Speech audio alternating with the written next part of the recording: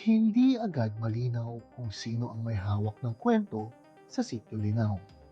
Sa unang tingin, isa itong pamilyar na larawan, mga katutubo, nakaharang sa daan, ipinaglalaban ang lupa laban sa pagmimina, isang barikada, isang anyo ng paglaban na matagal ng bahagi ng kasaysayan ng mga komunidad na nakikipagbuno para sa kanilang lupaing ninuno. Pero paglapit mo dito, mukhang may mas malalim pang kwento sa likod nito. Mga tanong na hindi pa nabibigyan linaw.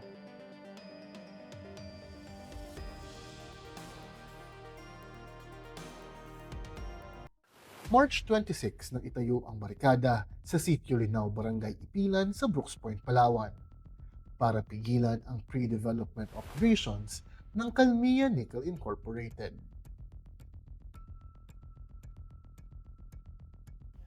April 21, halos mag-iisang buwan mula nang maitayo ang barikada, tumungo ang Opo, Palawan sir. News Team sa lugar upang alamin ang kalagayan ng mga taga rito. Hanapan po. Elmer po, from Palawan News po. Sa ilalim ng mga toldang gawa sa trapal at kahoy, may mga pamilyang nananatili. May nagluluto, may nagbabantay, at mga batang tila nagmamasid sa gilid ng kalsada. Sa gitna ng barikada, isang karatula. Private Property of Lumads ang nakasulat. Sa itaas, nakapangalan ang isang organisasyon, ang Maharlika Nation.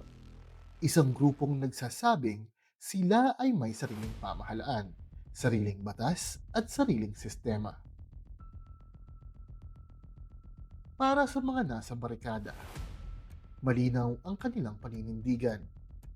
Karapatan daw nila ito ayon sa Indigenous Peoples' Rights Act. Pero sa gitna ng kanilang pakikipaglaban para sa kanilang karapatan, sino nga ba ang kami sa kwentong ito? Si Panglima Celso Paida, isa sa mga kinikilalang leader sa lugar, isang katutubong Palauan na minsay nagpapakilala ring lumad. Inamin niyang may mga kasapi ng Maharlika Nation at mga nagpapakilalang lumad sa kanilang hanay. Pero sa halip na siya ang magpaliwanag, itunuro niya ang isang lalaki, si Datu Aguila. May mga question din po sa presensya daw po ng mga lumad dito po sa barikada po ninyo. Ano po yung partisipasyon po nila? Ayun sir, siguro sa lumad, mayroon dito na tinalaga ng Maharlika Nation na bilang ng representative, pwede po na siya na lang magsasagot. Sige po. Si Dato Aguila. Si Datu Aguila. Nagpakilala siyang si Amado Enrico Jr. sa tunay na buhay. Hindi tubong Brooks Point, kundi galing sa bahaging norte ng lalawigan sa Taytay, Palawan. Ayon sa kanya, nakarating siya sa Brooks Point ng kanyang mapangasawa ang anak ni Panglima Paida. Ako pala po si Dato Aguila. Yung code name ko po sa tribal, ano po namin, sa Maharlika Nation. Bali yung complete name ko po si Amado Enrico Jr. Bali dito po ako nakapangasawa sa Brooks Point, Palawan. Manugang po ako ni Celso Paida. Ipinakilala niya ang kanyang sarili bilang isang lumad, isang terminong karaniwang ginagamit para sa mga katutubo sa Mindanao. Pero kayo po, lumad po kayo. Opo, lumad po ako. Saan po kayo naggaling talaga originally? Sa Taytay din po. Tay po. Bali yung ano po ko talaga yung lumad, siyempre alam naman po natin pagdating sa lumad, maraming hindi pa po gaanong kabisado nila yung lumad dito sa province ng Palawan. Pero para sa kanya, mas malawak ang kahulugan nito. Sa kanyang paliwanag, ang pagiging lumad ay hindi nakatali sa isang lugar, kundi sa pag-aanib ng isang tribo. Pero yung kaano talaga ng lumad, kaya nga mayroon po yan sa Luzon, Visayas at Mindanao, kalat na po sa buong Pilipinas yung lumad ngayon. Kaya marahil dito sa bahagi ng Palawan, yung iba, hindi pa po nila alam, pero dito sa Palawan marami na pong lumad. Kaya po minsan yung iba nagtatanong sa akin, dahil lumad daw ako. Dahil sila po hindi nila kasi alam kung ano talaga yung tunay na lumad.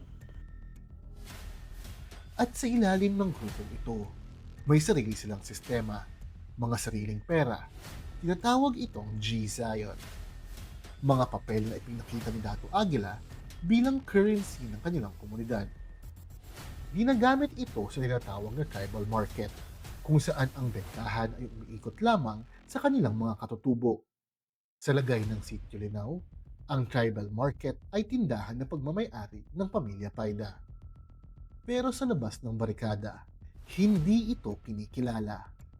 Sa isang pahayag noong 2020, ay iginiit ng Bangko Sentral ng Pilipinas na hindi nila kinikilala ang G-Zion bilang legal na pera. At hindi lang iyon ang tanong.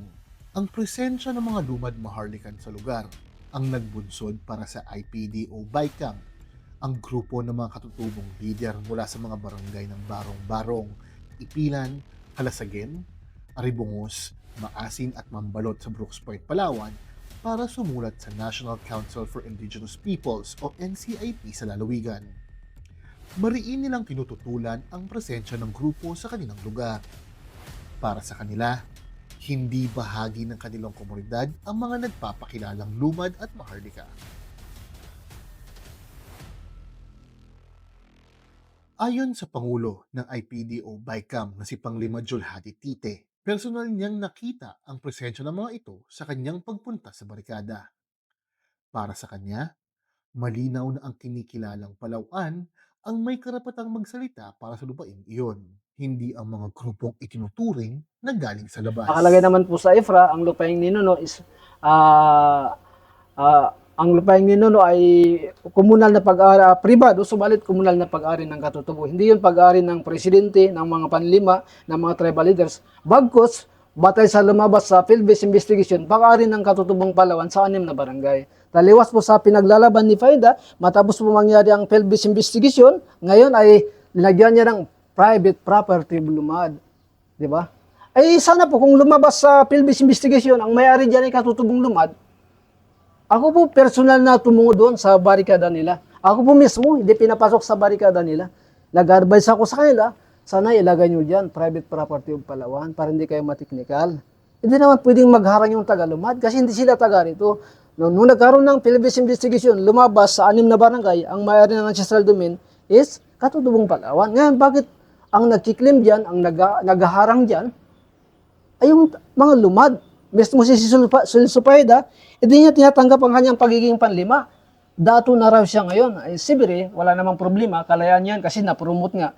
From panglima to dato ay baka naman yun ang dahilan. Pero gusto ko rin iparating sa kanya, ng pagiging dato ay hindi yun kinikilala ng NCP. Ganon din, wala yan sa IPS ng mga katutubong Palawan sa 6 na barangay. Pero sa lokal na pamahalaan, iba rin ang tanong. Si Vice Mayor Mary Jean Feliciano ay pamilyar na presensya ng grupo. Pero hindi sa lahat ng ginagawa nito. May pangamba rin siya na baka hindi lang ito simpleng issue ng lupa. Oo nga, nakita ko nga yun. Nakita ko rin nga yun. Kaya sabi ko, ano ba yun? Hindi ko naintindihan yun eh.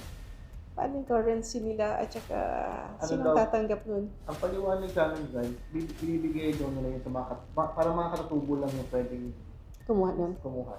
Tapos may Ah. tindahan ata yung Oo, tapos saan nila bibiliin? Saan nila ibibili yun? doon din sa tindahan eh. Doon din?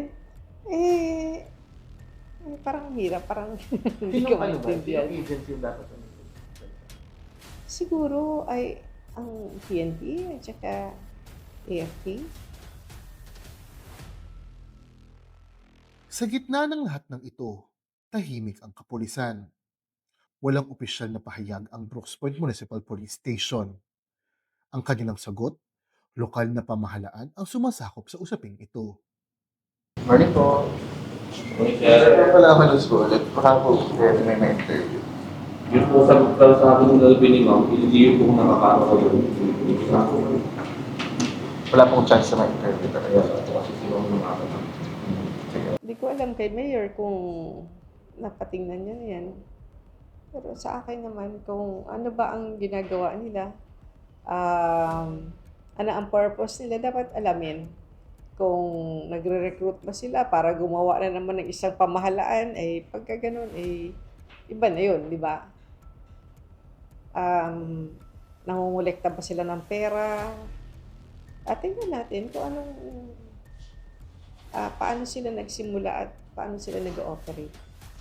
Sa akin, whether lumad or importante, yung mga nandoon talaga, sila pang Lima Payda at saka yung mga taga Sitio Tatala dyan, taga rin talaga.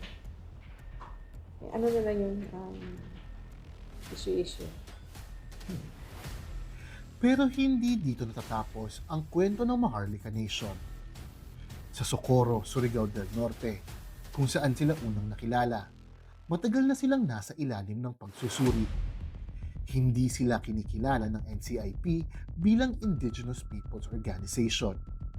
May mga ulat ng pangingikil, pagbibigay ng dokumentong walang bisa, at mga pangakong hindi naman kinikilala ng batas. May sarili silang sistema, sarili nilang batas, sarili nilang pagkilala sa kung sino sila. At ngayon, nasa isang barikada sa Palawan ang ilan sa kanila.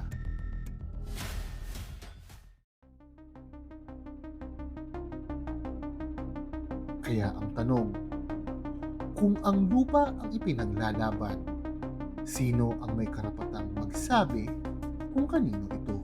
Sige po, saya pa lang. Sige po. Elmer Sige po. Padilla, Thank you po. Palawan News.